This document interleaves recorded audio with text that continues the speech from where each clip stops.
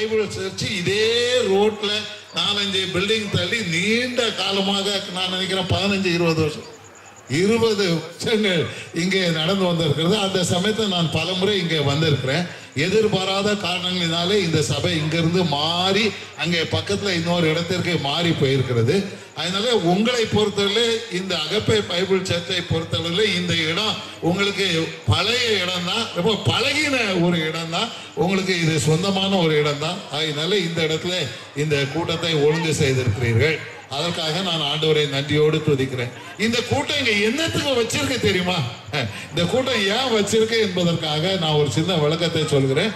இந்த பில்லானா காலன் என்று சொல்லப்படுகிற இந்த பகுதியிலே இங்கே வைக்கப்பட்டிருக்கிற சேர்ல வந்து உட்கார்ந்து இருக்கிற கிறிஸ்தவர்களோ அல்லது கிறிஸ்தவர்கள் அல்லாதவரோ உங்களை எல்லாருக்கும் என்னுடைய நான் வணக்கத்தை தெரிவித்துக் கொள்கிறேன். இந்த கூட்டம் எதுக்கு வச்சிருக்க அப்படின்னு சொன்னா, இங்க இந்த தலையிலலாம் துணியை போட்டுக்கிட்டு இந்த கையில பைபிள் எல்லாம் வச்சுக்கிட்டு இருக்காங்கல்ல, இவங்க எல்லாம் எப்போதுமே சபை என்று சொல்ற சர்ச்சின்னு சொல்ற இடத்துக்கு இவங்க எப்போதுமே வருவாங்க.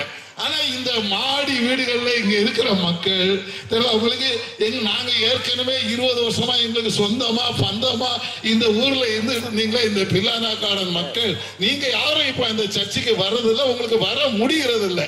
ஆனா அதனால நாங்க உங்களை தேடி இங்க வந்து இருக்கிறோம், உங்க வீட்டை தேடி வந்திருக்கிறோம். உங்களுக்கு நீங்கள் சபைக்கு வர முடியாததினாலே சபை உங்களை தேடி வந்திருக்கிறது.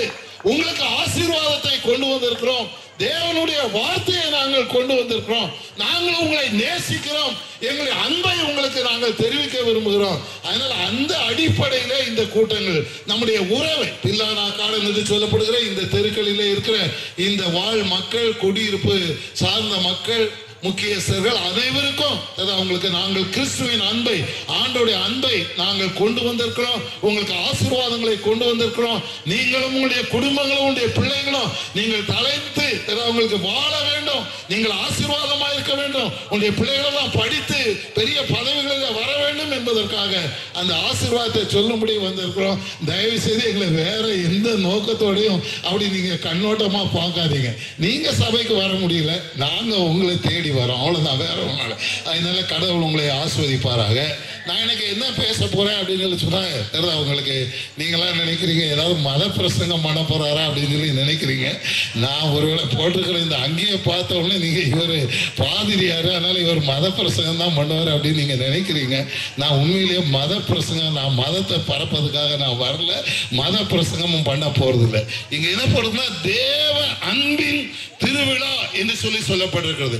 இந்த அர்த்தம் என்ன அப்படின்னு சொன்னா, தேவன் அன்புள்ள கடவுள், அந்த அன்புள்ள கடவுளுடைய ஒரு அன்பின் செயலை உங்களோடு கூட நான் பேச போறேன். கடவுள் அன்புள்ளவர். கடவுளை யாருமே பார்த்து பயப்பட வேண்டிய அவசியம் இல்லை. அவர் அப்படி செஞ்சிருவார், இப்படி செஞ்சிருக்கார், கையில கத்தி வச்சிருக்கார், குத்திடுவார் அப்படின்னு சொல்லி யாரும் பயப்பட வேண்டாம். அதெல்லாம் உங்களுக்கு ஒரு சின்ன ஒரு இதுக்காக போடுங்க. கடவுள் அன்புள்ள கடவுள். ஆகையினால அவர் என்ன செய்கிறார் என்று சொல்லப்படுகிற வேதத்திலே உங்களுக்கு ஒரு வசனம் இருக்கிறது, அது இங்கே இல்லை. அந்த வசனம் என்னன்னா, உங்க எல்லாருக்கும் பைபிள் படிச்ச எல்லாருக்கும் தெரியும், பைபிள்லயே மிக முக்கியமான வசனம் அப்படின்னு சொல்லி சொல்லுவாங்க. பைபிள் வித்தின் த பைபிள் அப்படின்னு சொல்லி சொல்லுவாங்க.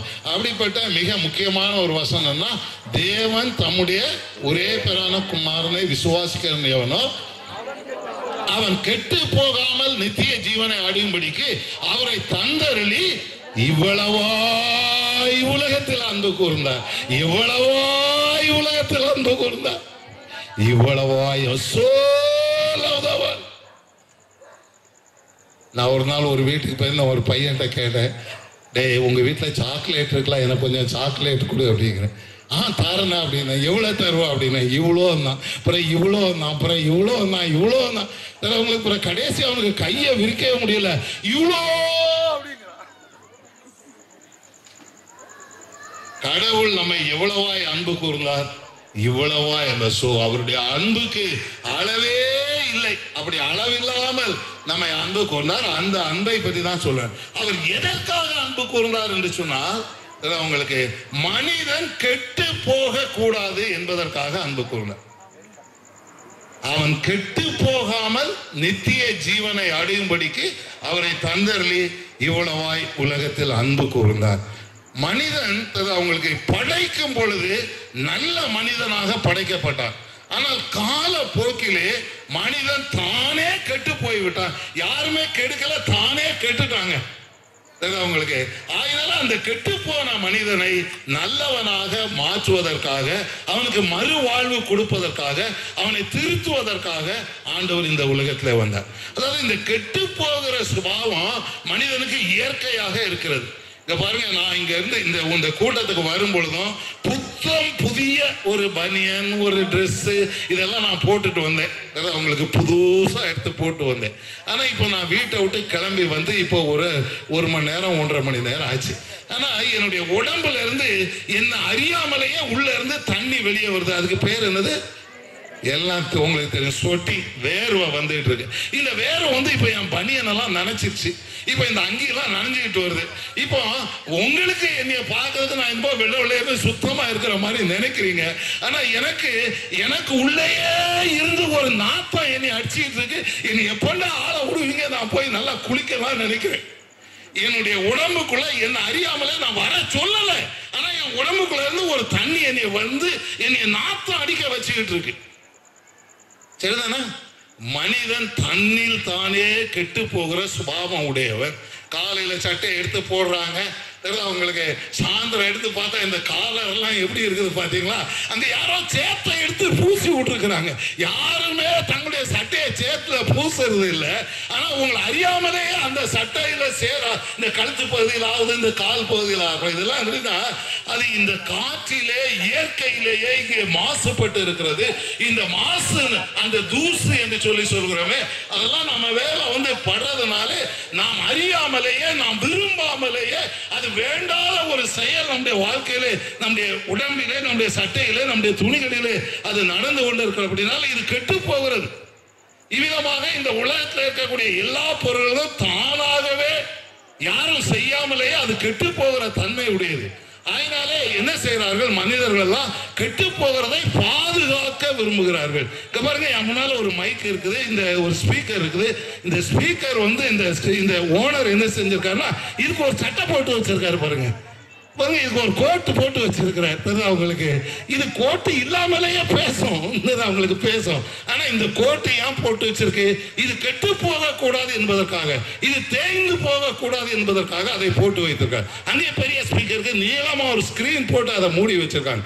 இவ்விதமாக இந்த உலகத்தில் உள்ள எல்லா பொருட்களும் தானாகவே கெட்டு போகிற தன்மை உடையது. ஒண்ணுமே இல்லைங்க. இப்போ நீங்க வீட்டுல சமையல் பண்ணி வச்சுட்டு வந்திருக்கிறீங்களா? இந்த சமையல் நீங்க போன உடனே, நீங்க இப்போ சாயந்தரம் சமையல் பண்ணா பரவாயில்ல, மத்தியானம் சமையல் பண்ணி வச்சுட்டு வந்தவங்க ராத்திரி போய் சமையல் பண்ணி போகும்போது சாம்பாரை டேஸ்ட் பண்ணி சாப்பிட்டுட்டு சுவத்துல ஊத்துங்க. இல்லைன்னா அது புளிச்சு போய் இருக்கும். தெரியுமா உங்களுக்கு? சாம்பாரை யாருமே கெடுக்காம தானாகவே சாம்பார் என்ன செய்யணும்? புளிச்சு போயிடும், கெட்டு போயிருங்க. இந்த வடைன்னு சொல்லுவாங்க பாருங்க, என்ன வடை? உளுத்தம் வடை. உளுத்தம் வடைன்னு ஒண்ணு ராத்திரி சுட்டு வச்சுட்டு நீங்க மறந்து போய் ஒரு 5-6 வடையை மேஜ மேல வச்சுட்டீங்கன்னு வைங்க, காலையில இருந்து அந்த வடையை அப்படி எந்திரிச்சு பிச்சிங்கன்னா அந்த 2 பீஸ்ல இருந்து என்ன வரும் தெரியுமா? வெள்ளை கலர்ல ஒரு நூல் போட்டிருக்கும். நூல் உள்ள இருந்து வரும். இந்த நூலை யாரு கொண்டு போய் வடை உள்ள வச்சது? வடையை யார் நூல் போட்டு தச்சது? யாருமே தைக்கல. இந்த வடை கெட்டு போச்சு, ஊசி போச்சு அப்படின்னு சொல்றாங்க. இது தூரம் தான் போடணும், குப்பையில தான் போடணும். வடை சுட்டு வச்சிங்கன்னா தானாகவே கெட்டு போயிடும்.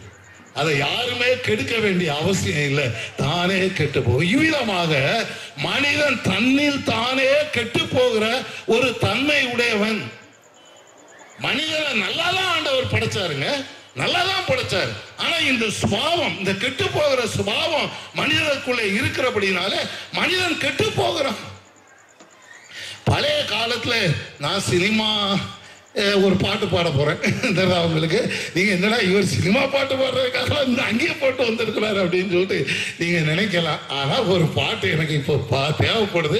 யாராவது தெரிஞ்சா பிரதர், யாராவது தெரிஞ்சா பாடுங்க. எனக்கு தெரியல, நான் ஒரே ஒரு வரி மாத்திரம் பாடுவேன். எனக்கு ரொம்ப சின்ன வயசுல இந்த பாட்டு ரொம்ப பிடிக்கும். அந்த பாட்டை பாருங்க. எந்த குழந்தையும் நல்ல குழந்தை தான் மண்ணில் பிறக்கையிலே. யாருக்கா தெரியுமா? எந்த குழந்தையும் நல்ல குழந்தை தான் மண்ணில் பிறக்கையிலே, அவன் நல்லவன் ஆவதும் கெட்டவன் ஆவதும் அன்னை வளர்ப்பதிலே, அவள் அன்னை வளர்ப்பதிலே எந்த குழந்தையும் நல்ல குழந்தைதான் மண்ணில் பிறக்கையிலே. இதுக்கு பின்னால வரக்கூடிய கவிகள்லாம் ரொம்ப அருமையான கவிகள். ஆனால் எனக்கு இப்போ முழுசும் படிக்க முடியாது. நான் பெரிய பாடகர் அல்ல. பாடகர்லாம் நல்லா பாடி பரத்திட்டாங்க, ரொம்ப பிரமாதமாக பாடினாங்க. சகோதரிகள் ரொம்ப அருமையாக பாடுறாங்க. எனக்கு அவ்வளோ நல்லா பாடுது. இந்த பாட்டு என்ன சொல்லுகிறது? இந்த உலகத்தில் பிறக்கக்கூடிய ஒவ்வொரு குழந்தையும் தன்னுடைய வாயில் தாயினுடைய வயிற்றிலிருந்து பிறக்கும் பொழுது நல்ல குழந்தையாக பிறக்கிறது. அது எந்த ஜாதியை சேர்ந்ததோ, எந்த மதத்தை சேர்ந்ததோ, எந்த மொழியை சேர்ந்ததோ, அது பிறக்கிற சமயத்தில் நல்ல குழந்தையாக பிறக்கிறது. ஆனால் காலப்போக்கில் அவன் எப்படி திருடனாக மாறுகிறான், எப்படி தீவிரவாதியாக மாறுகிறான், எப்படி கொலைகாரனாக மாறுகிறான், எப்படி கொள்ளைக்காரனாக மாறுகிறான், எப்படி தேச துரோக காரியங்களை செய்கிறான், மனித உயிர்களை மதிக்காமல் ஏன் கொல்கிறான், இப்படிப்பட்ட குணம் அவனுக்குள்ள எப்படி வந்தது? இதுதான் நான் பேசுகிற மனிதன் கெட்டு போகிற சுபாவம் உடையது. ஒரு நாள் நான் ஒரு பஸ் ஸ்டாண்ட்ல நின்றுட்டு இருந்தேன். பஸ் ஸ்டாண்ட்ல ஒரு அம்மா நாஸ்டா சுட்டு, நாஸ்டானா தெரியுமா உங்களுக்கு? இந்த ரோட்டுலயே இட்லி செஞ்சு விற்பாங்க பாருங்க, ரொம்ப சீப்பஸ்ட் ரேட்டுக்கு விற்பாங்களா, அந்த மாதிரி ஒரு அம்மா ரோட்ல இட்லி செஞ்சு வித்துக்கிட்டு இருக்காங்க. அது ஒரு பஸ் ஸ்டாண்ட். அப்போ அங்கே போறவங்க வரவங்கலாம் இட்லி வாங்கி தின்னுட்டு இருக்கிறாங்க. அப்புறம் ஒரு பையன், ஒரு வாலிப பையன் இட்லி வாங்கி தின்னான். அந்த இட்லி விற்கிற அம்மாவுக்கு ஒரு 2 வயசுல ஒரு பையன் அங்க உட்கார்ந்துட்டு இருக்கிறான். இவன் ரெகுலர் கஸ்டமர் போல இருக்கு, தினம் இட்லி திங்கிறவன். அதனால சாப்பிட்டுட்டு அந்த இட்லி விற்கிற அம்மா கூட ரொம்ப ஜாலியா சந்தோஷமா பேசிக்கிட்டு இருக்கிறான்.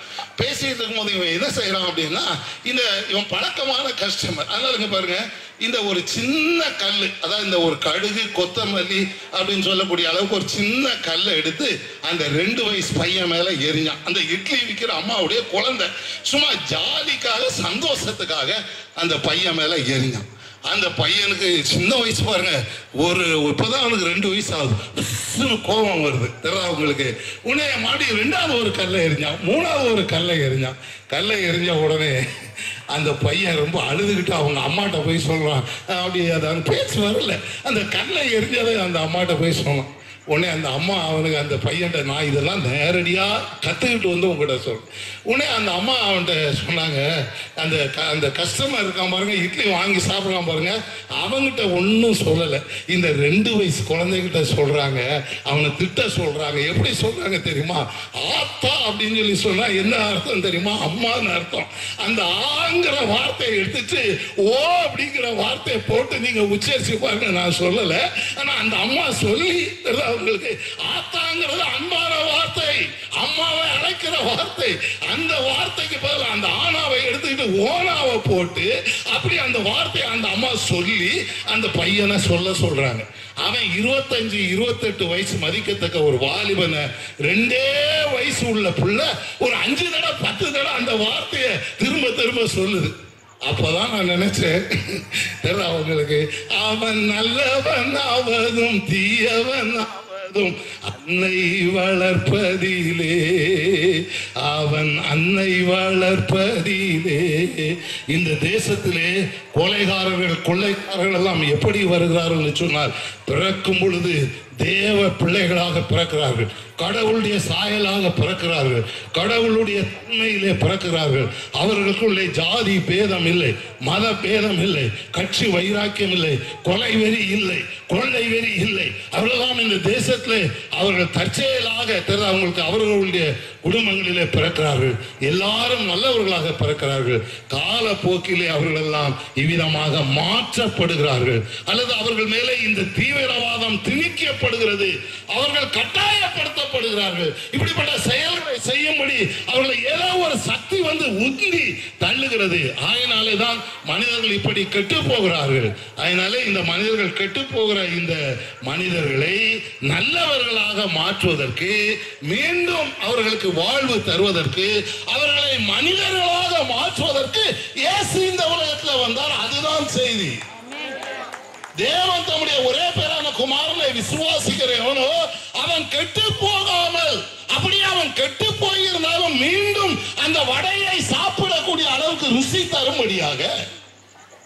உங்களுக்கு நூல் வைத்து தைக்கப்பட்டு கெட்டு போனதை மறுபடியும் நல்லதாக மாற்றுவதற்காக. வேதத்திலே கெட்ட குமாரன் என்று சொல்லி ஒருவனை படிப்பீர்கள்.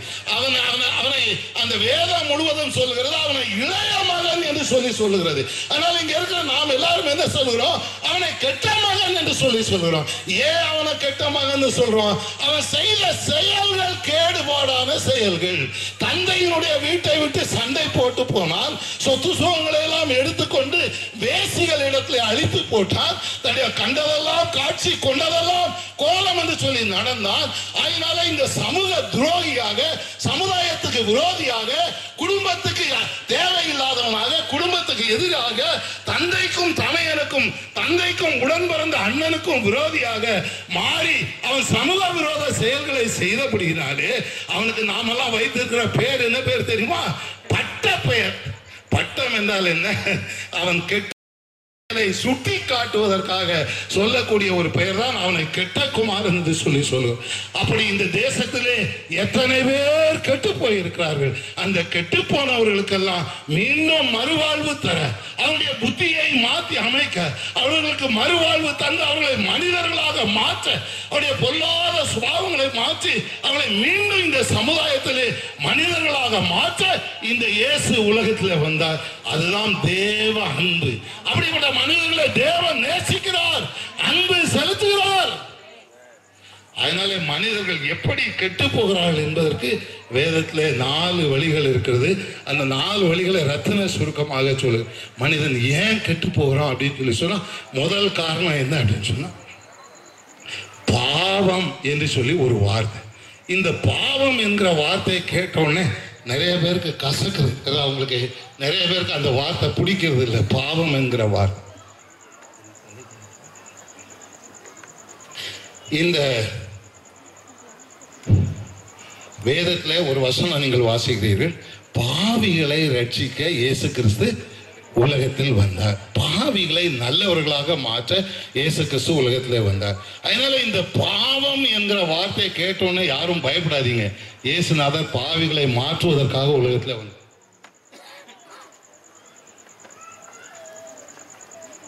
பாவம்னா என்னது அப்படின்னு சொல்லி யாருமே கஷ்டப்படாதீங்க. ரொம்ப லேசா சொல்ல, பாவம்னா என்னது அப்படின்னு சொல்லி சொன்னா, எதை செய்யணும் அப்படின்னு சொல்லி இருக்குதோ அதை யார் செய்யலையோ அது பாவம்.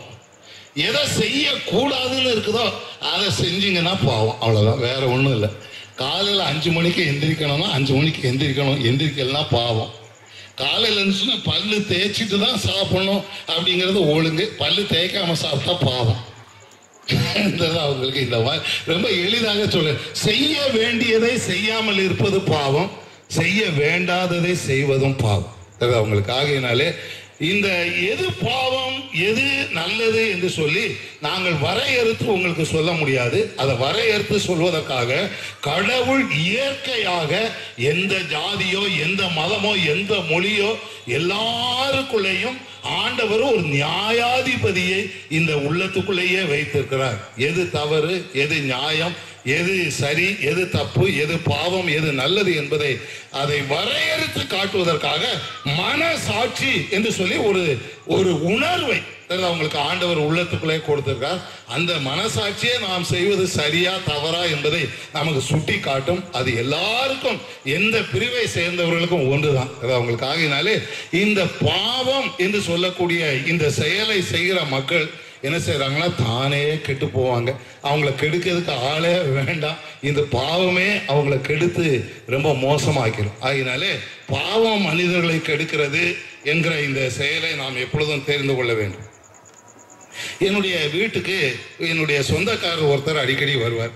அந்த அடிக்கடி வரும்போது என்ன செய்வாங்கன்னா, நாங்கள் எல்லாம் எங்கள் வீட்டில் ஒரு நல்ல பழக்கம் உண்டு. என்ன பழக்கம் அப்படின்னு சொல்லி சொன்னால், நாங்கள் விருந்து சாப்பிடும்போது என்ன செய்வோம்னா, அந்த சோறு, குழம்பு, பொரியல், அவியல் எல்லாத்தையும் ஒரு இடத்துல அப்படியே வட்டமாக எடுத்து வச்சுக்கிட்டு சாப்பிட்ற எல்லாரும் அப்படியே சுற்றி உட்காந்து எல்லாம் ஜாலியாக பேசிட்டு சாப்பிடுவோம். அவங்களுக்கு அப்படி சாப்பிடுவோம். இந்த சொந்தக்கார தம்பி எங்கள் வீட்டுக்கு வருவார் பாருங்க. நாங்கள்லாம் சாப்பிட்றதுனால அவுக்குன்னா அவசரமாக சாப்பிடுவார். என்னடா இந்த தம்பி இப்படி ரொம்ப அவுக்குன்னு ரொம்ப அவசரமாக சாப்பிடுவார் சாப்பிட்றான்னு எனக்கு ஒவ்வொரு நாளும் ரொம்ப பிரச்சனையாக இருந்தது. அப்போ இவர் ரொம்ப அவசரமாக சாப்பிட்டு இருந்துச்சோன்னா வேக வேகமாக வெளியே போயிடுவார். வெளியே போயிட்டு ஒரு 10 நிமிஷம் காணாமல் போயிடுவார். அதுக்குள்ளே நாங்களாம் சாப்பிட்டா முடிக்க முடியாது. அவர் அதுக்குள்ளே 10 நிமிஷம் அப்ஸ்காண்டு எங்கே போயிட்டு அப்புறம் கொஞ்சம் லேட்டாக வருவார். வரும்போதும் என்ன செய்வார் அப்படின்னு சொன்னால் வாயில் 2 இந்த காஜு மோலா அப்புறம் ஏதாவது அந்த மாதிரி ஏதோ 2 முட்டாயை போட்டு அப்படியே சப்பிட்டு அப்படியே வருவார். வரும்போது நான் அப்போ தான் சாப்பிட்டு முடிப்பேன். சாப்பிட்டு முடிச்சுட்டு என்ன தம்பி எப்படி இருக்கிறீங்க அப்படின்னு சொல்லி கேட்பேன். அப்படின்னு சொன்னோன்னே இப்படி திரும்பிக்கிட்டே பேசுவார். நான் இங்கே நின்று பேசினா அவர் இங்கே திரும்பிக்கிட்டே பேசுவார். என்னன்னா வேற ஒன்றும் இல்லைங்க, இவருக்கு சிகரெட்டு குடிக்கிற பழக்கம் இருந்தது. அதனால என்ன செய்யணும், என் வீட்டில் வந்தால் சிகரெட் குடிக்க முடியாது பார்த்தீங்களா. அதனால அதான் அவருக்கு என்ன பழக்கம்னா சாப்பிட்ட உடனே அந்த ஈர வாயில அந்த சாப்பிட்ட உணர்வோட போய் சிகரெட், அவர் எப்பேற்பட்ட சிகரெட் குடிக்காரன்னு பாருங்க. அதனால அந்த சாப்பிட்டு முடிச்சோட அந்த வாயில அந்த சாப்பாட்டு மனம் இருக்கும் போதுமே அந்த சிகரெட் மனமும் போனோம். அதனால போய் சிகரெட் குடிப்பாரு.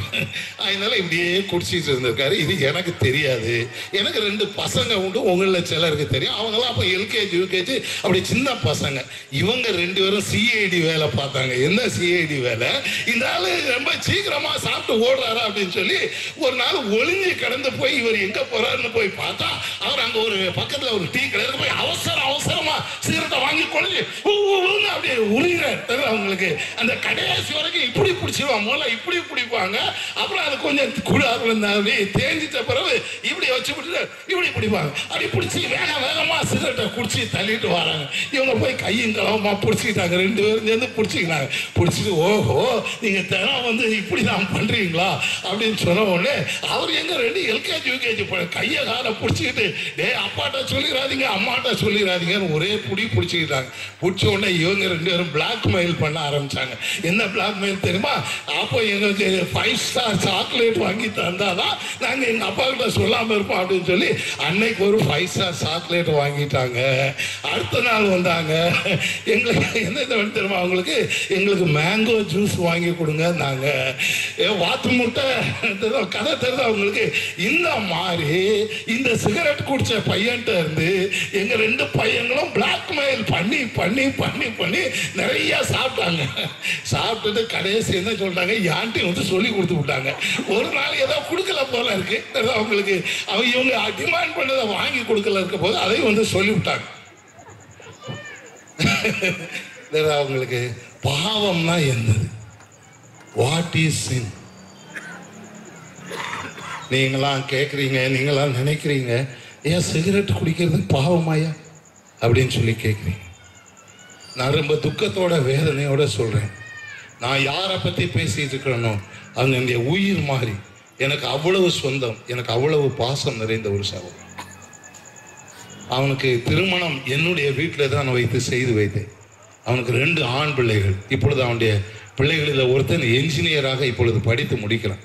தன்னுடைய 30 வயது நிறைவு அடைவதற்கு முன்பதாக அவனுக்கு கேன்சர் நோய் வந்தது. கேன்சர் நோய் எங்கே வந்தது தெரியுமா, வேற எங்கேயும் வரல, தொண்டையில் த்ரோட் கேன்சர் வந்தது. த்ரோட் கேன்சர் வந்தது. 26 வயதிலே திருமணம் முடிந்து 30 வருடம் நிறைவு அடைவதற்கு முன்பதாக 2 பிள்ளைகளுக்கு தகப்பனான அவன் தொண்டையில் கேன்சர் வந்து எவ்வளவோ பெரிய ஆஸ்பத்திரியிலாம் வைத்து பாதுகாத்து பார்த்தும் சுகமாக்க முடியாமல் மரித்தே போய்விட்டான். பாவம் உன்னை தொடருமே, சாபம் கொல்லுமே. பாவம் உன்னை தொடருமே, சாபம் கொல்லுமே. சரி, பாவம் உன்னை தொடரும், உன்னை கொல்லும். என்னுடைய வாழ்க்கையில் இது மறக்க முடியாது. சமீபத்தில் இந்த பீடி சிகரெட் குடிக்கிறாங்கல்ல, அவங்கள பற்றி மத்திய அரசாங்கத்தில் ஒரு சட்டத்தை கொண்டு வர முயற்சி செய்தார்கள். அதற்கு பயங்கரமான எதிர்ப்பு வந்து அவளெல்லாம் தடைப்பட்டு விட்டது. என்ன சட்டம் கொண்டு வர விரும்பினார்கள் சொன்னால், இந்த சிகரெட் அட்டையிலே இந்த எலும்பு கூட, இந்த ஒரு மண்டை ஓடு, அதில் இப்படி 2 எலும்பு இருக்கும் பார்த்தீங்களா, இந்த மண்டை ஓடுனுடைய படத்தை வரைந்து இப்படி கிராஸ்ல 2 எலும்பு வைத்து அப்படிப்பட்ட ஒரு படம் வருது பார்த்தீங்களா. இந்த படத்தை ஒவ்வொரு சிகரெட்டிலும் அதை அச்சிட வேண்டும், அதை பிரிண்ட் செய்யணும் அப்படின்னு சொல்லி மத்திய அரசாங்கம் ஒரு சட்டத்தை கொண்டு வர விரும்பினார். பீடியிலே, சிகரெட்டிலே, சுருட்டிலே இந்த புகையிலை பொருளை உபயோகப்படுத்துகிற மக்களுடைய அந்த அவருடைய ஒரு அந்த டேஞ்சர், அந்த ஆபத்தை அவர்களுக்கு தெரிவிப்பதற்காக அந்த எலும்பு படத்தை அதில் வரைந்து அவர்களை எச்சரிக்க வேண்டும் என்று சொல்லி விரும்பினார்கள். ஆனால் நம்முடைய சகோதரங்க விட்டுவாங்களா? அதை ஃபைட் பண்ணி அதுக்கு ஊர்வலம் நடத்தி, உண்ணாவிரதம் நடத்தி, அவங்களுக்கு சமூக சேவர்கள், கட்சிக்காரர்கள் எல்லாம் சொல்லுவாங்க, அவங்களுடைய ஆதரவை எல்லாம் பெற்று அதை எப்படியோ நிறுத்திட்டாங்க. அவங்க நிறுத்தினாலும் நான் இங்கே நின்று சொல்றேன், இந்த சிகரெட்டு குடிக்கிற பழக்கம், இந்த புகையிலை பழக்கம், அது கேன்சர் நோயை உருவாக்கும், அது உங்களை கொல்லும் என்று சொல்லி உலக அளவிலே விஞ்ஞானிகள் முடிவு செய்திருக்கார்கள். இதிலே எந்த மாற்றமும் இல்லை. அது டேஞ்சர், அது அபாயம், அது ஆபத்து. நீங்கள் தெருவில் நடந்து போகும்போதும் இந்த மின்சார பெட்டிகள் இப்படி இருக்கும். அந்த மின்சார பெட்டிகளை என்ன செய்வார்கள் சொன்னால், இந்த எலும்பு படத்தை போட்டிருப்பார்கள். இப்படி கிராஸா எலும்பு படம், மேல மண்டை ஓடு போட்டு கீழே அதை சிகப்பு எழுத்தாலே எழுதியிருப்பார்கள். டேஞ்சர் அப்படின்னு சொல்லி எழுதியிருப்பாங்க, அபாயம் என்று சொல்லி எழுதியிருப்பார்கள். ஆகையினாலே இவைகளெல்லாம் எவ்வளவு ஆபத்தானது என்பதை நீங்களே உணர்ந்து. பாவம் மனிதனை கொல்லும், பாவம் உன்னை தொடர்ந்து பிடிக்கும், பாவம் உடைய வாசலிலே படுக்கும். அதனால பாவம் மனிதனை கெட்டு போக செய்கிறது. உங்களுக்கு இன்னைக்கு மனிதனுடைய பாவங்கள் என்று சொல்வதிலே ரகசியமான பாவங்கள், இருளிலே செய்யக்கூடிய பாவங்கள், இருட்டு அறையிலே செய்யக்கூடிய பாவங்கள், கதவுகளை அடைத்துக் கொண்டு செய்கிற பாவங்கள், மறைவான இடங்களிலே செய்யக்கூடிய காரியங்கள், பாத்ரூமிலே ஆள் இல்லாத இடங்களிலே மாத்திரம் செய்யக்கூடிய பாவங்கள் என்று சொல்லி பாவங்களிலே பல வகைப்படுகின்றன. நீ தெரிந்து செய்தாலும் தெரியாமல் செய்தாலும், மறைந்து செய்தாலும் வெளியரங்கமாய் செய்தாலும் பாவம் பாவமே. பாவத்தினாலே மனிதன் கெட்டு போகிறான். பாவம் மனிதனை கொல்லும், அவனை சுடுகாட்டிலே கொண்டு போய் சேர்க்கும். அதிலே எந்த மாற்றமும் கிடையாது. அதனாலே இந்த பாவம் என்கிற இந்த தீய பழக்கங்களிலிருந்து விடுதலை அடையும்படியாக இந்த இயேசு உலகத்திலே வந்தார். மது பாட்டல்கள் அருந்துகிற யாருக்காவது பழக்கம் இருந்தால் உங்களை அன்போடு கூட கேட்டுக்கொள்கிறேன். நீங்கள் குடிக்கிற அந்த மது பாட்டல்களை, அந்த பிராந்தி விஸ்கி அந்த பாட்டில்களை படித்து பார்த்தால் அன்றைய கீழேயே எழுதியிருப்பார்கள். என்ன கூட மது பழக்கம் என்ன செய்யும்? உடல் நலத்தை கெடுக்கும், குடியை கெடுக்கும். அப்படிப்பட்ட குடியை கெடுக்கிறதே, குடி பழக்கம் உடல் நலத்தை கெடுக்கிறதே, அப்படிப்பட்டவர்களுக்காகத்தான் இயேசு உலகத்தில் வந்தார். அப்படிப்பட்டவர்களை இயேசு மாற்றி அமைக்க விரும்புகிறார், மறுவாழ்வு கொடுக்க விரும்புகிறார், மறுவாழ்வு கொடுக்க விரும்புகிறார். என்னுடைய வீட்டு பக்கத்தில் ஒரு சாராய கடை இருக்கிறது. அந்த சாராய கடை நான் அடிக்கடி அப்படி போகும்போது வரும்போதெல்லாம் பார்ப்பேன். அந்த சாராய கடையில் அதில் சாராய கடை அப்படின்னு சொல்லி எழுதியிருப்பாங்க. அதில் எழுதுமாதில் ரொம்ப வித்தியாசமாக ஒன்று எழுதியிருக்காங்க பாருங்க, சாராய அப்படிங்கிறத அப்படி நேராக எழுதியிருப்பாங்க. அப்புறம் அந்த இக்குன்னு ஒரு எழுத்து வருது பாருங்க, அதை மாத்திரம் அப்படி தலைகீழ எழுதியிருப்பாங்க. எழுதி அப்புறம் கடை என்பதை நேர போட்டிருப்பாங்க. இதுக்கு என்ன அர்த்தம்னு எனக்கு தெரியல. ஆனா அந்த கடைக்காரன் என்ன அர்த்தப்படுத்தலாம் அப்படின்னா, இந்த சாராயம் குடிச்சா கிக்குன்னு ஒண்ணு வருது பாத்தீங்களா, அதனால இந்த கிக்குங்கிறத தலைகீழ போட்டு வச்சிருக்கான். என் கடையத்துல வந்து சாராயம் குடிச்சீங்கன்னா நீங்க காலால நடக்க மாட்டீங்க, கையால நடப்பீங்க, நீங்க தலையால நடப்பீங்க, நீங்க தரையில விழுந்து கிடப்பீங்க. அப்படிங்கிறதுக்காக சாராய கடை என்கிற அந்த இக்கை அது கிக்காக மாற்றி அதை தலைகீழாக மாற்றி வைத்திருக்கிறார்கள். இதை பார்த்து கொண்டே குடிக்கிறார்களே, இதை என்ன என்று சொல்லுவது? இந்த மனிதரை யார் மாற்றுவது? இன்னைக்கு இந்த இந்திய தேசத்திலே ஒருவேளை அரசாங்கங்கள் எல்லாம் இந்த சாராய கடை வைத்து தேசத்திற்கு பணம் சம்பாதிப்பதற்காக, அரசாட்சிகளை நடப்பதற்காக பணம் சம்பாதிக்கிறார்கள். ஆனால் எத்தனையோ தாய்மார்கள் வயிற்றில் அடித்து சாகிறார்கள், தற்கொலை செய்கிறார்கள், பிள்ளைகள் அனாதைகள் ஆக்கப்படுகிறார்கள், சொத்து சுகங்கள் விற்பனை செய்யப்படுகிறது, எத்தனையோ குடும்பங்கள் அழிந்து ஒளிந்து போகிறார், நிம்மதி இல்லாத வாழ்வு. சகோதரிகள், தாய்மார்கள், அவங்களுக்கு தாய்மார்கள் நிம்மதி இல்லாத இரவுகளை கழிக்கிறார். இசட் தமிழ் அப்படின்னு சொல்லி ஒரு சேனல் இருக்குது பாத்தீங்கன்னா, ஜி தமிழ் தெரியுதா உங்களுக்கு? இசட் என்கிற ஜி தமிழ் அந்த நிகழ்ச்சிகளில் பார்த்தீங்கன்னா ஒவ்வொரு நாள் இந்த மாதிரி நிகழ்ச்சிகள், சாராயத்தை குடிச்சு குடிச்சு குடும்பங்கள் உடைந்து போய் பிரிந்து போய் பிள்ளைகள் அனாதையாக்கப்பட்டு உடைந்து போன குடும்பங்கள் எவ்வளவு. பாவம் பாவம் பாவம் பாவம் பாவம் மனிதனை கெடுக்கிறது. டாக்டர் சிலர் பாருங்க, சில பிள்ளைங்க எப்படி இருக்கிறாங்கன்னா அப்படியே எலும்பும் தோலுமா இருப்பாங்க, சத்தையே பிடிக்காது, நெஞ்சு எலும்பெல்லாம் தெரியும், வயரெல்லாம் ஒட்டி போயிருக்கும். தெரியல அவங்களுக்கு வயசு 12 வயசு ஆச்சு, 13 வயசு ஆச்சு. அம்மா அப்பா சொல்றாங்க, ஐயா நல்லா தான் சாப்பாடு கொடுக்குறோம், நல்லா தான் கவனிக்கிறோம், ஆனா உடம்புல ஒண்ணுமே சத்து பிடிக்கல அப்படிங்கிறாங்க. அவங்க டாக்டர்கிட்ட போய் காட்டி பார்த்தா எல்லாம் டெஸ்ட் பண்ணியாச்சு, எல்லாம் நல்லா இருக்குது, ஒண்ணுமே பிரச்சனை இல்லை. ஏன் சத்து பிடிக்கல? ஏதோ மறைமுகமாக பையனிடத்துல தப்பான பழக்கங்கள் இருக்கிறது, ஏதோ தீய பழக்கங்களிலே மாட்டிக்கொண்டு இருக்கிறான். ஆகையினாலே அவருடைய உடம்பு, மனிதன் கெட்டு போகிறான், உடல் கெட்டு போகிறது, அவருடைய ஆயுசு குறைந்து கொண்டு போகிறது. மனிதன் கெட்டு போகிற மனிதனை நல்லவனாக மாற்ற முடியாத ஆண்டவர் இந்த உலகத்தில். ரெண்டாவது விஷயத்துக்கு வரேன், கடற்கடை நான் சொல்லி முடிச்சது ரொம்ப நேரம் வரேன். ரெண்டாவது, மனிதனுக்கு நோய் வருது பார்த்தீங்களா? இந்த நோய் வந்தா ரோகம், முதல்ல நான் இவ்வளோ பாவத்தை பற்றி சொன்னேன். ரெண்டாவது, நோய் வந்தா உடல் என்ன செய்யுது? கெட்டு போய் மனுஷன் கெட்டு போயிடறான். நோய் வந்துன்னா கெட்டு போச்சு. 50 வயசு ஆனால் முட்டை பிடிச்சிட்டு ஐயோ இல்லை ஏற முடியலையே, கொஞ்சம் கையை பிடுங்களேன் அப்படிங்கிறாங்க. இதே 15 வயசா இருக்கும், அப்படி துள்ளி துள்ளி ஓடினவங்க தான் இப்போ கொஞ்சம் கையை பிடிங்களா சிஸ்டர், பிரதர் கொஞ்சம் தூக்கி விடுங்களா அப்படிங்கிறாங்க. ஐயோ இந்த முட்டு வலி நீ சாவ அடிக்குது அப்படிங்கிறாங்க. சிலர் தலையை பிடிச்சிட்டு அப்படியே தூக்கு போட்டுக்கலாமா இருக்குது, இந்த தலைவலி போக மாட்டேங்க அப்படிங்கிறாங்க. மனிதனுக்கு நோய் நோய் நோய் நோய் நோய்களினாலே மனிதர்களுடைய உடல்கள் அழிக்கப்படுகிறது, சீரழிக்கப்படுகிறார்கள். இந்த சிக்கன் குனியான ஒரு ஜுரம் வந்தது பார்த்தீங்களா? இப்போ கூட அது வந்துகிட்டு இருக்குது பார்த்தீங்களா? இந்த சிக்கன் குனியா ஜுரம் எனக்கு கூட வந்தது. ஆனால் எனக்கு கொஞ்சம் ஏதோ இனி உயிரோட விட்டுட்டு போயிடுச்சு.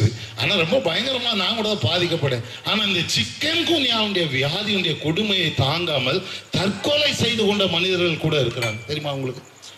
ஐயோ இந்த நோயினுடைய கொடுமையை தாங்க முடியாமல் மனிதர்கள் கஷ்டப்படுகிறார்கள். பாவம் மட்டுமல்ல, இந்த நோய்கள் மனிதர்களை படாத பாடுபடுத்துகிறது. வேதத்தில் நீங்கள் இயேசுநாதர் ஒரு முறை தெருவழியாக போய்கொண்டிருந்த சமயத்தில் ஒரு பெண் ஒருத்தி வந்தால், அந்த பெண்ணுக்கு இருந்த நோய் வெளியே சொல்ல முடியாத கேவலமான ஒரு நோய், துர்நாற்றம் அடிக்கக்கூடிய நோய், மற்றவர்கள் யாரும் பக்கத்திலே சேர்க்க முடியாத ஒரு நோய். அந்த நோய் அந்த பெண்ணை தாக்கி இருந்தது. பொதுவாக பெண்களுக்கு மாதந்தோறும் ஏற்படுகிற அப்படிப்பட்ட ஒரு பீரியட் என்றெல்லாம் சொல்வார்களே, அந்த பற்றி ஒரு நோய். அது அவளுடைய வாழ்க்கையில நிற்காம அவங்களுக்கு அப்படியே வருடம் முழுவதும் அப்படி போய்கொண்டு அவருடைய உடல் இழைத்து போச்சு, ரத்தமெல்லாம் போயிடுச்சு, உடம்புல ஒண்ணுமே இல்லை, சக்தியே இல்லை.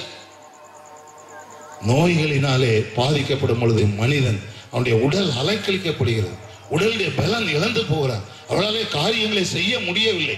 அவங்களுக்கு நோய்கள் மனிதர்களை அவிதமாக கஷ்டப்படுகிறது. இயேசு இந்த உலகத்தில் எதுக்கு வந்தார்? அன்புள்ள கடவுள் நோயாளிகளை சுஸ்தமாக்குவார். அந்த 12 வருடமாக இந்த தீராத ரத்த போக்கு நோயினாலே பாதிக்கப்பட்டுள்ள அந்த மகள் இயேசுநாதருக்கு சொந்தக்காரி கிடையாது. அவர் தெருவிலேயே போய்கொண்டிருக்கும் பொழுது தன்னுடைய வியாதியோடு கூட அவர் முன்னால போக கூட தைரியம் இல்லாமல் அவர் நடந்து போகும்போது அவருடைய அங்கியினுடைய ஓரத்தை போய் தொட்டால் நான் சுகமாவேன் என்று சொல்லி விசுவாசித்து ஆண்டோடைய வஸ்திரத்தை போய் தொட்டால் இயேசுக்கு சுகம் கிடைத்தது. 38 வருடமாக ஒரு மனிதன் நோய்வாய்ப்பு, ஏங்க 38 வருஷம் ஒருத்தர் நோய்வாய்ப்பட்டு படுத்த படுக்கையிலிருந்து எந்திரிக்க முடியாம கிடக்குறான்னா அவன் இந்த உலகத்துல இருந்து என்ன பிரயோஜனம்? 38 வருஷம் வாழ்க்கையே வீணா போச்சு.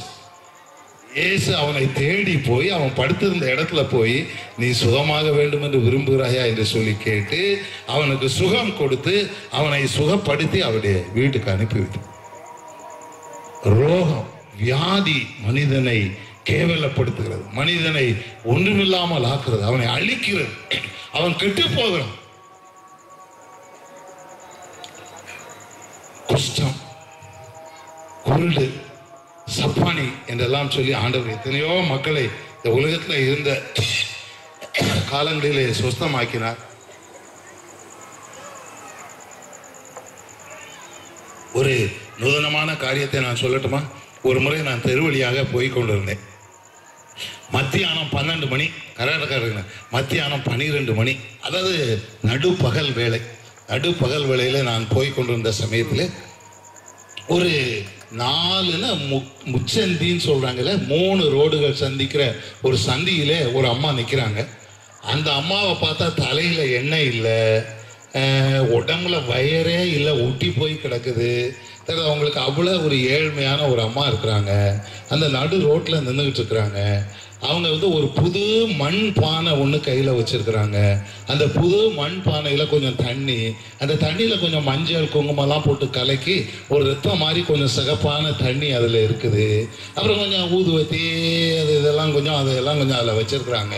அப்புறம் ரொம்ப நான் அது என்ன செய்கிறாங்கன்னு சொல்லி பெக்யூலியராக பார்க்கணுங்கிறதுக்காக அங்கே நான் கவனித்து வண்டியில் போயிருந்தேன். ஓரமாக இந்த ஸ்டாண்ட் போட்டு நிறுத்திட்டு அவங்க என்ன செய்ய 12 மணி பகல் அப்படின்னு நின்று பார்த்துக்கிட்டே இருந்தேன். அவங்க என்ன செய்கிறாங்க அப்படின்னு சொல்லி எனக்கு கவனிக்க அப்படி ஆசையாக இருந்தது. அப்படி பார்த்துட்டே இருந்தேன். அப்புறம் அவங்க என்ன செய்கிறாங்க அப்படின்னா, அவங்களுக்கு ஒரு குழந்தை, அந்த குழந்தைக்கு 2 வயசு இருக்கும். அந்த குழந்தைய அவங்க தூக்கிட்டு வந்தாங்க. அந்த குழந்தைக்கு கண்ணெல்லாம் உள்ள போயிடுச்சுது.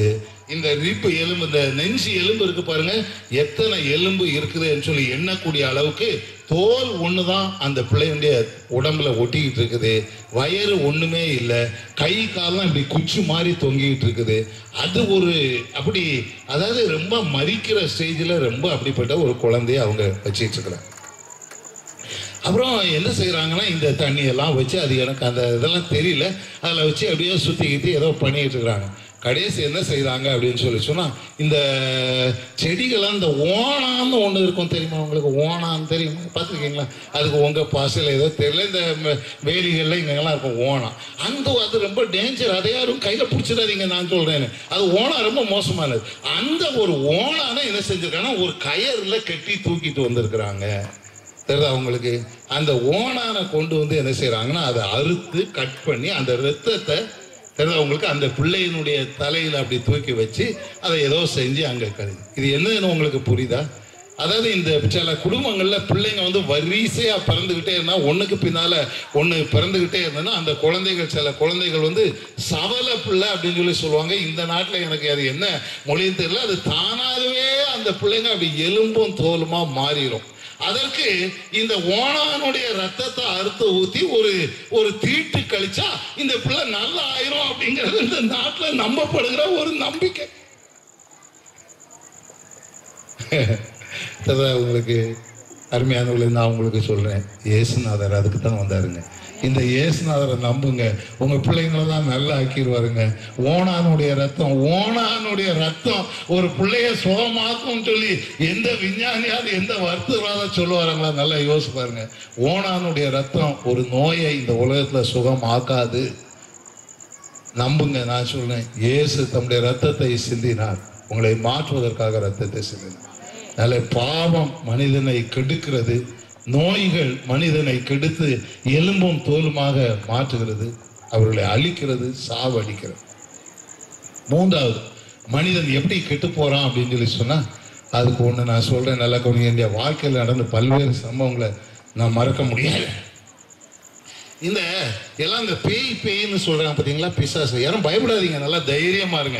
அவங்களுக்கு எல்லா பேயும் நான் பார்த்துக்கிறேன், நீங்க சைலண்டா இருங்க, ஒன்றும் கவலைப்படாதீங்க. அவங்களுக்கு இந்த பேயின்னு சொல்றாங்க பாருங்க, பிசாசு.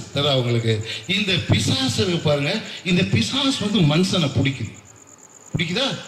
பிசாசு வந்து மனுஷனை பிடிக்குது. இந்த பிசாசு எந்த மனுஷனை பிடிக்குதோ அந்த மனுஷனை அந்த பேயி படாத பாடுபடுத்தி அவனை கெடுத்துருது. பிசாசு பிடித்த மனிதர்கள், பிசாசு ஒரு மனுஷனை பிடிக்கும் பொழுது, ஒரு மனுஷியை பிடிக்கும் பொழுது அவர்கள் கெட்டு போகிறார்கள். அவங்க சுய நினைவை இழக்கிறார்கள், சுய மரியாதை இழக்கிறார்கள். பிசாசு பிடித்தவர், பிசாசு மனுஷனை பிடிக்குது.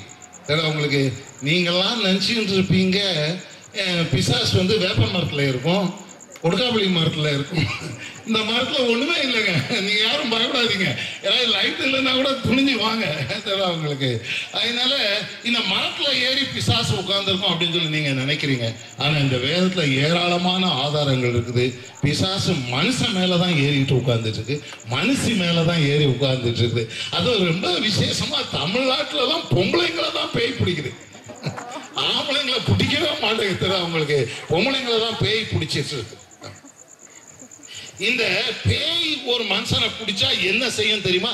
பேய் பிடிச்சா என்ன செய்யும் அப்படின்னா பைபிள்ல இப்படிலாம் சொல்லியிருக்கு. லேகியோன் அப்படின்னு சொல்லி ஒரு பேய் பிடிச்சிருந்தது ஒருத்தனை. அந்த லேகியோன் பேய் என்ன செஞ்சது அப்படின்னா, இங்க ஏதாவது லேகியோன் இருந்தா அந்த லேகியோனுக்கு நான் இயேசுவின் நாமத்தாலே கட்டளையிடுகிறேன். பிசாசு பிடித்த அந்த லேகியோன் என்ன செய்தானா, முழுக்க முழுக்க துணியை அவுத்து தூர போட்டான். துணிகள் வஸ்திரம் தெரியாதவன். படிச்சிருக்கீங்களா? பேய் பிடிச்சவங்க துணி போட மாட்டாங்க, நிர்வாணமா அலைய விரும்புவாங்க. ஒரு பேய் ஒரு மனுஷனை என்ன செய்யுது, பேய் துணியை கலத்தி போட்டு நிர்வாணமா அவன் அலைய வைக்குது. இரண்டாவது என்ன செய்ய தெரியுமா, பேய் அவர்களுக்கு அபூர்வமான சக்தியை, அபாரமான சக்தியை கொடுக்கிறது. சக்தியை கொடுத்து அவர்களை தீவிரவாத செயல்களை செய்யும்படி அவர்களை தூண்டுகிறது. யாராவது பக்கத்துல போனீங்கன்னா கல் எடுத்து அடிச்சிருவாங்க. அவங்களுக்கு நீங்க யாருன்னே தெரியாது, அவங்க அந்த மாதிரி கல்லை எடுத்து. ஆகையினாலே பேய் பிடிச்சவங்க என்ன செய்யறாங்க, சங்கிலிகளினாலே என்ன செய்யறாங்க, கட்டி வைக்கிறார்கள். கையில கால்ல சங்கிலி போட்டு கட்டி. ஏன்னா அவங்க அடங்க மாட்டாங்க. பிசாசு பிடித்த ஒருவன் துணிகள் வஸ்திரம் தெரியாதவனாக அவங்களுக்கு முழுக்க முழுக்க நிர்வாணியாக இருக்க விரும்புகிறார்கள். அவங்களுக்கு அவர்களை யாராலும் அடக்க முடியாததினாலே அவர்களுடைய கைகளை கால்களை கம்பியினாலே கட்டி வைக்கிறார்கள். பிசாசு என்ன செய்யும், என்ன செய்யும், எவ்வளவு டேஞ்சர் அப்படிங்கிறது. அப்புறம் அவங்க எங்க குடியிருப்பாங்க தெரியுமா, அவங்களுக்கு வீட்டிலேயே குடியிருக்க பிடிக்காது. அவங்களாம் எங்க குடியிருப்பாங்க தெரியுமா, இங்கதான் குடியிருப்பாங்க. இங்க நிறைய பேய் இருக்குதுன்னு சொல்லி யாரும் நினைக்காதீங்க. பேய் இங்க இருக்காது.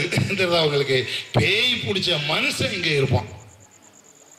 பேய் பிடிச்ச மனுஷன் வீட்டில் இருக்க அவனுக்கு பிடிக்காது.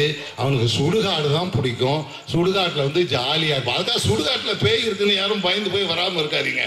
அங்கேயே காவல் காக்குறாங்க, அங்கேயே இருக்கிறாங்க. அவங்களெல்லாம் அது ஒன்றும் செய்யாது. ஆனால் பேய்கள் பிடித்த மனிதர்கள் சுடுகாட்டையே தங்களுடைய வீடாக கொள்ளுங்க.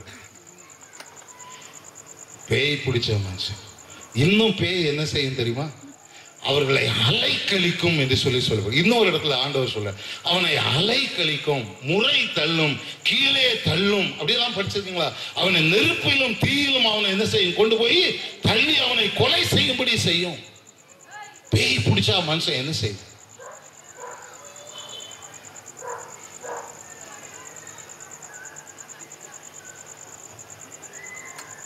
இந்த 2 நாளைக்கு முன்பதாக நான் தமிழ்நாட்டில் என்னுடைய சொந்தக்காரங்க வீட்டுக்கு ஒன்று போயிருந்தேன். நான் உங்களையெல்லாம் எச்சரிக்கும்படியாக தான் நான் இதை சொல்லுகிறேன். இந்த லாஸ்ட் இஷ்யூ, இப்போ வந்திருக்கிற இஷ்யூவில் இந்த இந்தியா டுடே தமிழ் பத்திரிகை அவங்களுக்கு வந்திருக்கிறது. அதை நீங்கள் வாங்கி, இனி யாரும் வாங்காதீங்க. யாராவது தற்செயலாக வாங்கினா படித்து பாருங்கள். அதனுடைய பின்னால் இருந்து 3 பக்கம் அப்படி திருப்பி பார்த்தீங்கன்னா அதில் இந்தியாவுடைய தென் பகுதியில் உள்ள ஒரு சினிமா நடிகை முழுக்க முழுக்க அவங்கள என்ன முற்றும் துறந்த முனிவச்சி. அவங்களுக்கு முற்றும் துறந்த முனிவச்சி ஒட்டு மொத்தமா ஒரு துணி இல்லாம அப்படியே படுத்து கிடக்குற படம் எடுத்து பேப்பர்ல போடுற. இந்தியா டுடே தமிழ் இஷ்யூ இப்போ உள்ள இஷ்யூல போட்டுக்கிறாங்க. இதெல்லாம் என்ன குணம்? பேய் குணம். துணியை அவுத்து தூர போடுறதுக்கு யாருக்கெல்லாம் விருப்பம் வருதோ அவங்கள பிசாசு பிடிச்சிருக்கு. பிசாசு அவங்க அலக்களிக்குது. இயேசு அவர்களை மாற்ற வந்தார். இந்த உடலிலே உணர்வுகளை தூண்டுகிற சில சரீர உறுப்புகள் இருக்கிறது. இதையெல்லாம் மறைப்பதற்காகத்தான் நாம் ஆடை அணிகிறோம். அதனால அதையெல்லாம் வெளியே காட்ட வேண்டும் என்று சொல்லி முயற்சி செய்கிறாள். என்ன ஒரு பிசாசுடைய குணம். நேற்றைக்கு காலையில் அவசரமாக நான் வந்து ரயில்வே ஸ்டேஷனுக்கு வந்திருக்கும் பொழுது அங்கே மகாகவி பாரதியார் நகர் என்று சொல்லி சென்னையில் ஒரு இடம் இருக்கிறது. அந்த இடத்துல ஒரு மனிதனை பார்த்தேன். அந்த மனிதன் ஒட்டு மொத்தமாக தன்னுடைய முழு உடலிலும் ஒரு சின்ன துணி கூட இல்லை, ஒரே ஒரு கர்ச்சீப், ஒரு சின்ன கை கூட, பெண்கள் உபயோகிக்கக்கூடிய ஒரு சின்ன ஒரு கைக்குட்டையை மாத்திரம் தன்னுடைய பிறப்பு உறுப்பை மறைப்பதற்காக போடுங்க. மற்றபடி முழு நிர்வாணமாக நின்று கொடுங்க. காலையில் 5:30 மணிக்கு பல வருடங்களுக்கு முன்பதாக நான் ஒரு முறை டெல்லிக்கு பயணம் செய்து கொண்டிருக்கும் பொழுது நாக்பூர் என்கிற இடத்துல என்னுடைய ட்ரெயின் நடு இரவு 2 மணிக்கு அங்கே போய் கொண்டிருந்தது. அந்த பிளாட்ஃபார்ம், பெரிய ஸ்டேஷன், அந்த பிளாட்ஃபார்ம்ல சுமார் 40 வயசு மதிக்கத்தக்க ஒரு பெண் முழுக்க முழுக்க துணி இல்லாமல் ரொம்ப ரொம்ப வேகமாக அந்த பிசாசு அவர்களை படுத்துகிற பாடு, ஒரு துணி இல்லாமல் நிர்வாணமாக அங்கேயுமே யாரும் பக்கத்துல போறது இல்லை. சொந்த கண்கள் பிசாசு ஒருவர்களை பிடித்தால் இப்படியெல்லாம் அவர்களை அலைக்கழித்து மானத்தை கெடுத்து அவளை நாசப்படுத்துகிறது. இந்த அன்புள்ள ஆண்டவர், இந்த இயேசு அவர்களை மாற்றுவதற்காக, அவளை ரட்சிப்பதற்காக, அவர்களுக்கு மறுவாழ்வு தருவதற்காக இயேசு இந்த உலகத்துல வந்தார். எந்த பேய், எந்த பிசாசு லேகியம் கூட்டம் கூட்டமாக பிடித்திருக்கிற பிசாசுகளா இருந்தாலும் இயேசு என்ற நாமத்தை சொன்ன உடனே, இயேசு என்ற பெயரை சொன்ன உடனே ஐயோ என்று சொல்லி எங்களை வேதனைப்படுத்த ஓடுகிறேன்னு சொல்லி ஓடி பன்னி கூட்டத்துல கடல்ல போய் விழுந்த. கவலைப்படாதீங்க, இயேசு அவள் வந்து விடுதலையாக்க வல்லமை உள்ளவர். எனக்கு அருமையான நண்பர் ஒருவர் இருந்தார் என்னுடைய சொந்த ஊர்ல. இது உண்மையாய் நடந்த கதை, என்னுடைய சொந்த வாழ்க்கையில நடந்த கதை. என்னுடைய வீடு இருக்கிறது, என்னுடைய வீட்டு பக்கத்துல ஒரு பெரிய பண்ணை தோட்டம் ஒன்று இருக்கிறது. பண்ணைனா தெரியுமா? 50, 100, 200, 300 பெரிய ஏக்கர் நல்லா இருக்கும். அங்கே பல்வேறு விதமான பழச்செடிகள், மலர் செடிகள் இதெல்லாம் வைத்து ஒரு பண்ணை தோட்டம் ஒன்று இருந்தது. அந்த பண்ணை தோட்டத்தை காவல் செய்வதற்காக அங்கே ஒரு காவலாளர் குடும்பம் இருந்தது. அந்த குடும்பத்தில் ஒரு மகன் இருந்தான். அந்த மகன் எனக்கு ஒரு நண்பன், என்னை விட வயதிலே பெரியவன், ஆனால் எனக்கு அவர் நண்பன். சின்ன வயசுல நாங்கள் அந்த கிராமம், என்னுடைய ஊர் வந்து ஒரு மலை பகுதி, மேற்கு தொடர்ச்சி மலை என்று சொல்லப்படுகிற ஒரு மலை பகுதியில் இருக்கிறது எங்களுடைய ஊர். பார்ப்பதற்கு ரொம்ப அழகா இருக்கும். நீங்களாம் வந்தீங்கன்னா அந்த ஊரை விட்டு வர மாட்டீங்க, அங்கே மாறிடுவீங்க, அவ்வளோ அருமையான ஊர். அந்த ஊர்ல எனக்கு ஒரு நண்பர் இருந்தார். இவரும் நானும் சேர்ந்து அந்த மலை பகுதியில போகாத இடமே இல்லை, அங்கெல்லாம் நாங்கள் சுத்தி அலைஞ்சிருக்கிறோம். ஆனா நான் 16 வயசுல படிச்சு முடிச்சுட்டு நான் மெட்ராஸ்க்கு ஏற கட்டி வந்துட்டேன். அதுக்கு பிறகு அவரை நான் நினைச்சு கூட பார்க்கல. அவர் எங்க இருக்காருன்னு எனக்கு தெரியாது. நான் ஊர் பக்கமும் போனதில்லை. நான் போன நேரத்தில் அவர் என் கண்ணுலையும் பட்டதே கிடையாது. ஆனா பல வருஷங்கள் கழிச்சு, அதாவது ஒரு 30-35 வருடம் கழித்து ஒரு நாள் அவரை பற்றிய செய்தி எனக்கு வந்தது. என்ன செய்தி அப்படின்னு சொன்னா, அவர் ரொம்ப பெரிய ஆள் ஆகி, கல்யாணம்லாம் ஆகி, அவங்களுக்கு பிள்ளைகள்லாம் பெற்று ரொம்ப பெரிய ஆள் ஆனதுக்கு பிறகு இந்த மாதிரி ஒரு கூட்டத்தில் அவர் வந்திருக்கிறார். கூட்டத்தில் வந்த உடனே நல்லா கவனிங்க, அவருக்கு அப்போ 30 வயசு 32 வயசு. இந்த எலும்புகளெல்லாம் எண்ணுகிற மாதிரி இந்த உடம்புல எல்லாம் அப்படியே இந்த எலும்பெல்லாம் தெரிஞ்சு, முதுகுல எலும்பா இருந்தா உடம்புல குச்சி கால் குச்சி கை அப்படி. அவரை கூட்டத்தில் அவர் அங்கே அந்த பாதிரியார், அந்த பிரசங்க மன்னவர் பிரசங்கெல்லாம் பண்ணி முடிச்ச உடனே இவர் முன்னால் வந்திருக்காரு, ஜெபம் பண்ணியிருக்காரு. ஜெபம் பண்ணும்போதும் அந்த அவருடைய பேர் அந்தோணி.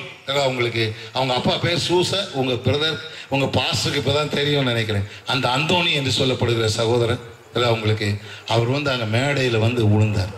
விழுந்த உடனே என்ன நடந்தது அப்படின்னு சொன்னாங்க. அவங்களுக்கு அவரை கேட்டதுக்கு அவர் சொன்னார், நான் 27 பேய் நாங்கள் இவரை பிடிச்சிட்டு இருக்கோம். எத்தனை பேய்ங்க? 27 பேய் நாங்க இவரை பிடிச்சிட்டு இருக்கிறோம் அப்படின்னு சொல்லியிருக்கு.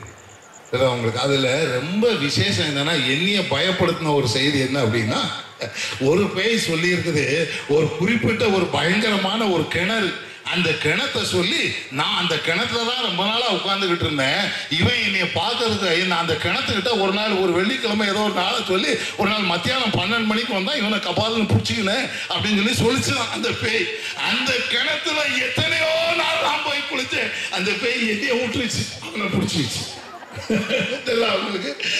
அவங்களுக்கு 27 பேய் அவனை ஒட்டு மொத்தமா பிடிச்சி அவங்களுக்கு கடைசி அவன் செத்தே போயிட்டான். அவனை காப்பாற்றவே முடியும். 27 பேய். பாவம் மனுஷனை கொல்லும், சாபம் மனுஷனை, உங்களுக்கு ரோகம் வியாதிகள் மனுஷனை கொல்லும், பிசாசு மனிதர்களை கொல்லுகிறது.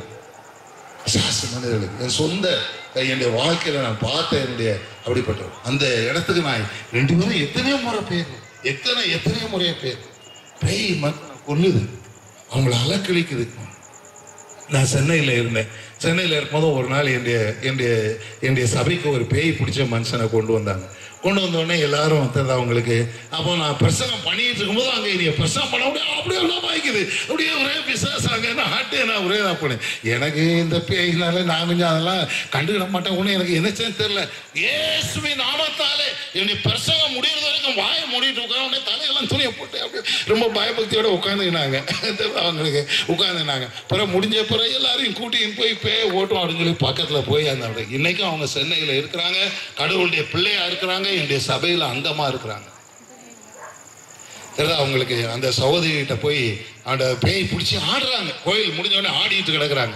அவன்கிட்ட போய் ஜெபம் பண்ணும்போது அதை சொல்லுது, இங்க பாருங்க, நான் பொன்னேரியில அந்த சுடுகாட்டண்ட அந்த ஆலமரத்தில் உட்காந்துக்கின்னு இருந்தேன்னா இந்த அம்மா வெள்ளிக்கிழமை அன்னைக்கு மல்லிப்பூ வச்சுக்கின்னு அப்படியே பஸ்ஸுக்கு போனாங்களா, எனக்கு இவங்களை ரொம்ப பிடிச்சிது, அப்படியே வந்து பிடிச்சிக்கினேன் அப்படின்னு சொல்லி இவங்களை 12 வருஷமா பிடிச்சி வச்சுக்கிட்டு இருக்கிறேன். என்னைய போட்டாத, என்னைய போ சொல்லாத அப்படின்னு சொல்லி சொல்லுது.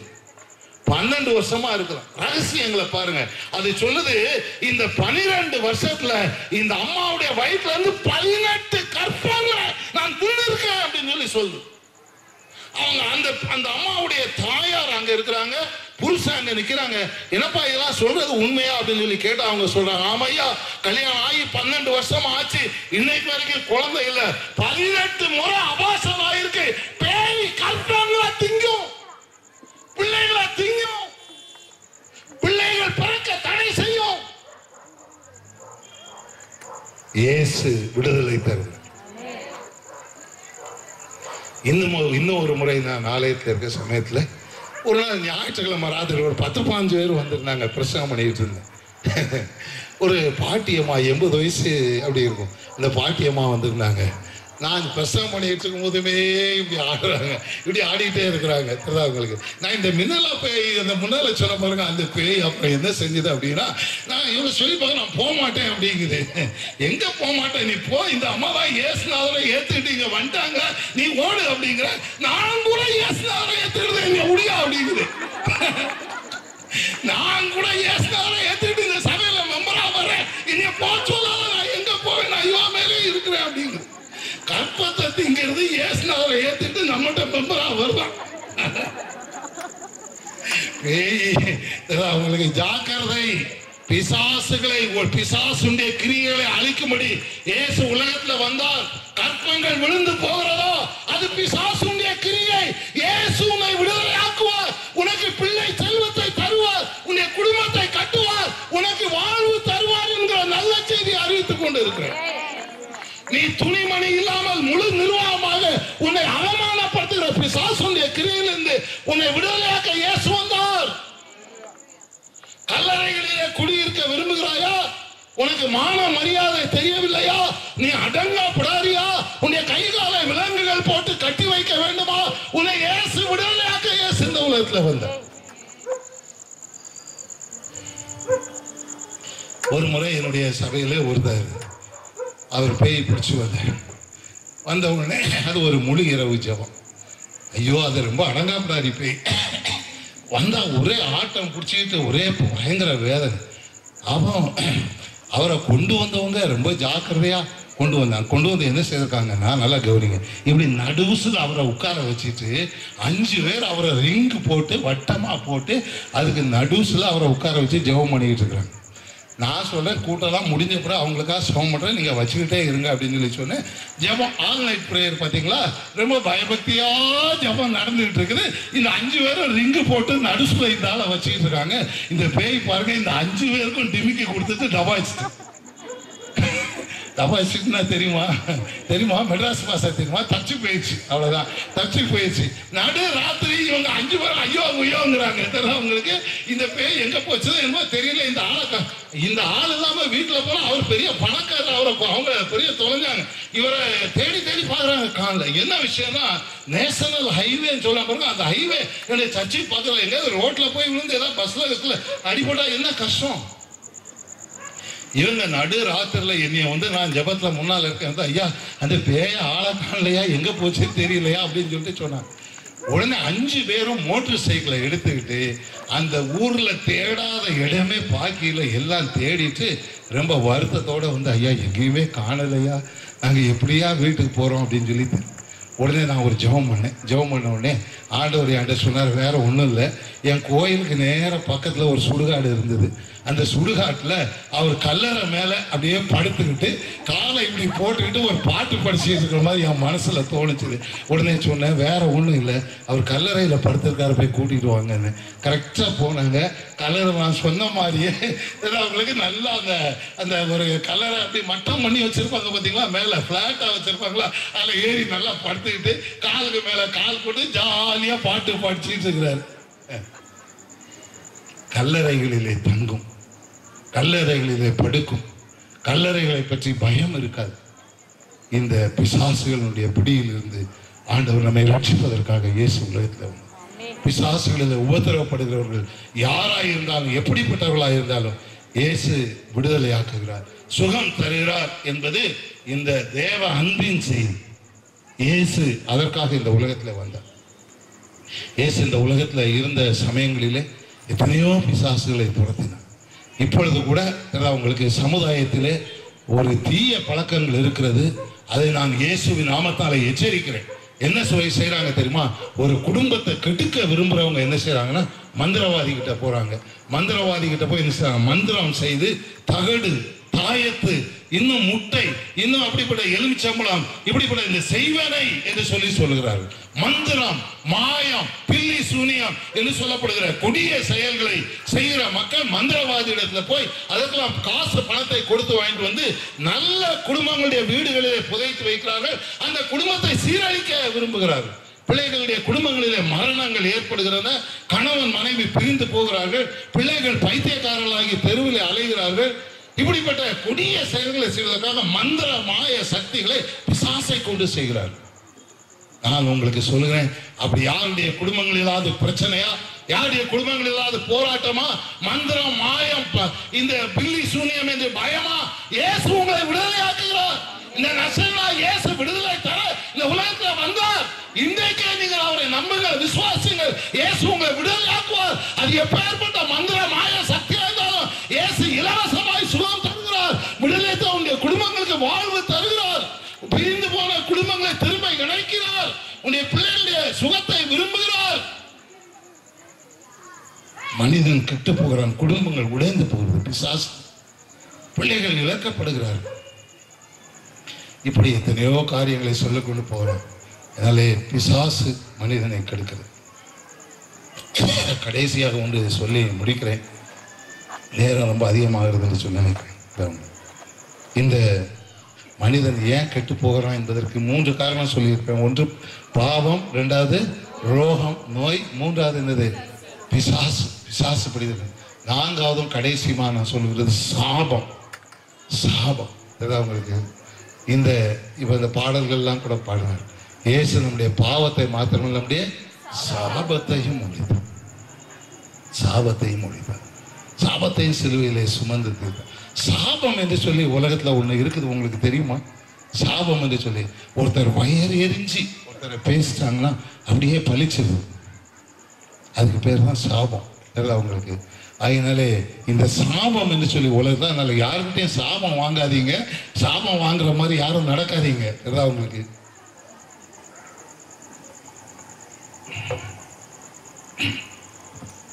இந்த சாபம் உண்மையா பொய்யான்னு சொல்லி நிறைய பேருக்கு நம்ப முடியாது. சாபம் ஒன்று இருக்கா அப்படின்னு சொல்லி நினைப்பீங்க. நான் சொல்றேன், சாபம் உலகத்தில் ஒன்று இருக்கு. இது எப்படின்னா, இயேசுநாதரே இந்த காலத்தில் என்ன செய்தாராம், ஒரு நாள் ஒரு மரத்தில் போய் அத்திப்பழத்தை தேடி பார்த்து காணல, அந்த மரத்தை என்ன செஞ்சாராம், சபிச்சார் அப்படின்னு சொல்லி படிக்கிறோம். அது அந்த மரம் பட்டு போயிடுச்சு. எலிசா அப்படின்னு சொல்லி ஒரு தீர்க்கதரிசி இருந்தார். அவரை பிள்ளைங்கெல்லாம் இந்த மொட்டை தலையா எனக்கு கொஞ்சம் முடி இருக்கு, இனி யாரும் மொட்டை தலைன்னு சொல்லாதீங்க, தெரியுதா உங்களுக்கு? மொட்டை தலையான்னு அவனை கிண்டல் பண்ணியிருந்தாங்க. அதனால பொறுக்கிற வரைக்கும் பொறுத்து பார்த்தாரு. தெரியுதா அவங்களுக்கு? பொறுக்க முடியாமன்னு சொல்லிட்டாரு. அந்த கரடியை, அந்த காட்டில் இருந்து 2 கரடி வந்து இந்த பிள்ளைங்களாம், அது ஒரு அடியாக 52 பிள்ளைங்களை தூக்கிட்டு போயிட்டு. தெரியுதா அவங்களுக்கு? சாபம். பெரியவங்கள்ட்ட சாபம் வாங்காதீங்க. சாபம் மக்களை கொண்டு விடும், தொலைத்து விடும். தெரியுதா அவங்களுக்கு? சாபங்களை நீக்கும்படி இயேசு இந்த உலகத்தில் வந்தார். நான் வந்து சின்ன பையனாக இருக்கும்போதும் எங்கள் ஊரில் இந்த மாதிரி ஒரு கூட்டம் நடந்தது. கூட்டம் நடந்த உடனே எங்களை மாதிரி பிரசங்கம் பண்ணுறதுக்காக வெளியூர்லேருந்து ஒருத்தர் வந்திருந்தார். வந்த உடனே சீரியஸாக கவனிங்க, வெளியூர்லேருந்து வந்தேன். எங்கள் ஊரில் பாத்ரூம் கிடையாது, லெட்ரின் கிடையாது, கிராமம் பார்த்தீங்களா. அதனால் இங்கே இருக்கிற மாதிரி இந்த பெரிய பெரிய ஏசி இந்த மாதிரி வசதிலாம் கிடையாது. ஏதோ ஒரு குடிசை வீடு, ஓடு வீடு அந்த மாதிரி இருக்கும். ஆனால் இந்த பாத்ரூம் லெட்ரின்லாம் அங்கே இயற்கையாக காட்டில் தான் போய் அப்படி இயற்கையாக போகிற பழக்கம். அங்கே நதிகள் இருக்கிறது, குளங்கள் இருக்குது, அங்கே தான் போய் மக்கள் குளிப்பாங்க. அதான் அவங்களுக்கு. ஆனால் இந்த கிராமங்களில் ஒரு பெரிய பிரச்சனைனா வீட்டுக்கு வீடு நாய் வளர்ப்பாங்க. சில வீட்டில் கருப்பு நாய் வளர்ப்பாங்க, சும்மா பயங்கரமா கடிக்கிற நாய் வளர்ப்பாங்க, கட்டி நாய் வளர்ப்பாங்க. அதனால கிராமத்தில் போகும்போது ரொம்ப ஜாக்கிரதையா போங்க, மற்றவங்க துணை எல்லாம் போகாதீங்க. உங்களுக்கு அதனால நாய் லொல்லுன்னு அப்படி அழிஞ்சிட்டு கிடக்கும், தெரு நாய் இங்கே நிறைய கிடக்கும். அப்போ ஒரு நாள் எங்கள் ஊருக்கு அந்த பிரசங்கர் வந்திருக்கும் பொழுது ஒரு நாள் சாயந்தரம் அவர் என்ன செய்யணும், பக்கத்தில் ஆறு நதி ரொம்ப பிரமாதமாக இருக்கும், போய் குளிக்கிறதுக்கு ரொம்ப சுகமாக இருக்கும். இவர் நதிக்கு அந்த ஆற்றுக்கு குளிக்கிறதுக்காக போயிட்டு இருந்தார். எப்போதுமே அவங்க ஒரு துணையோட தான் போகணும், ஏன்னா அந்த நாயெல்லாம் தடுக்கணும் போது அது தெரிஞ்சவங்க. ஒரு இவர் 2-3 நாள் ஆனோடனே நானே தனியாக போயிடுறேன்னு சொல்லி துணிஞ்சு அப்படியே ரோட்டில் போயிட்டு இருந்தார். போயிட்டு இருக்கும்போது அங்கே எதிர்க்க ஒரு கருப்பு நாய் ஒன்று கிடந்தது.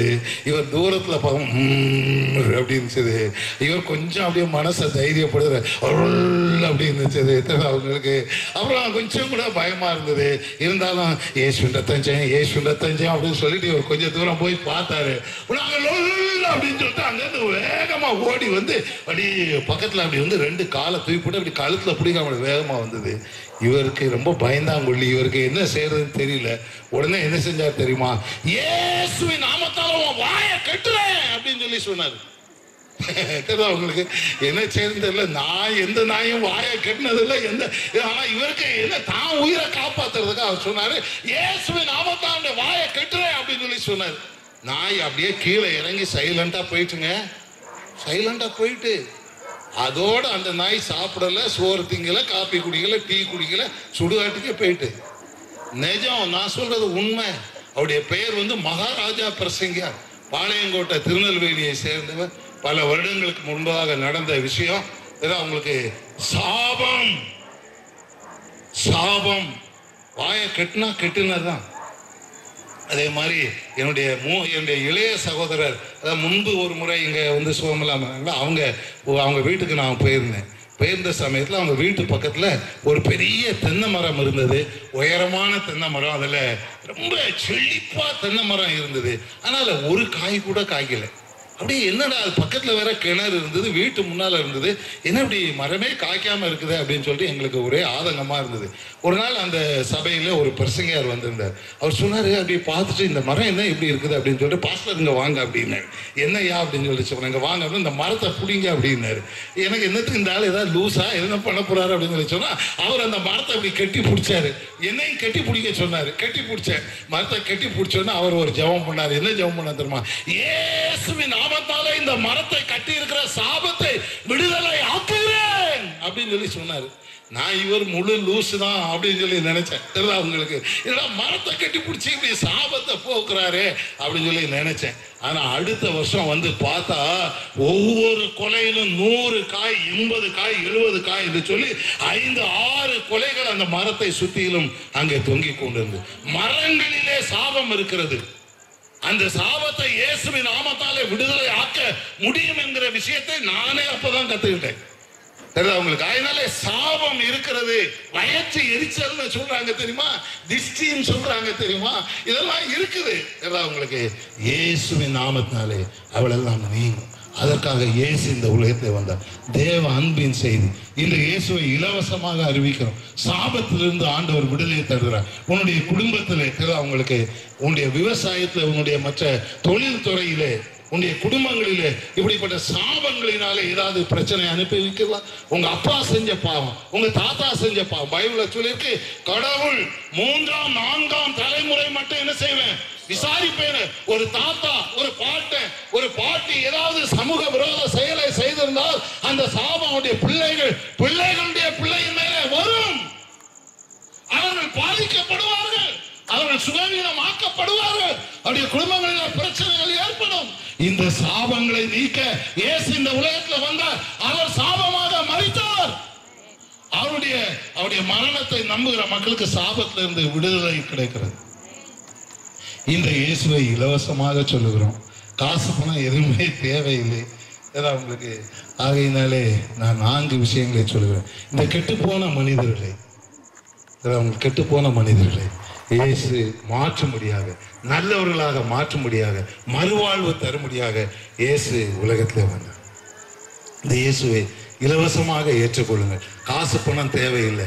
கிறிஸ்தவங்களா மாறுங்க, ஞானஸ்தானம் எடுங்க, இல்லை உயிர்ந்துருங்க, விழுந்துருங்க என்றெல்லாம் நாங்கள் சொல்லவில்லை. நீங்கள் இருக்கிற இடத்திலேயே இந்த சிலுவை நாதரை, உங்களுக்காக ரத்தம் சிந்தி மரித்த இந்த இயேசுவை உங்களுடைய இருதயத்தில் விசுவாசியுங்கள், நம்புங்கள், அவரை ஏற்றுக்கொள்ளுங்கள். உங்களுடைய குடும்பங்களிலே, உங்களுடைய வாழ்க்கையிலே ஒரு மாபெரும் மாற்றத்தை, ஒரு மாபெரும் ஆசீர்வாதத்தை அவர் உங்களுக்கு தருவார். பாவத்திலிருந்து ஆண்டவர் உங்களுக்கு விடுதலையை தருவார்.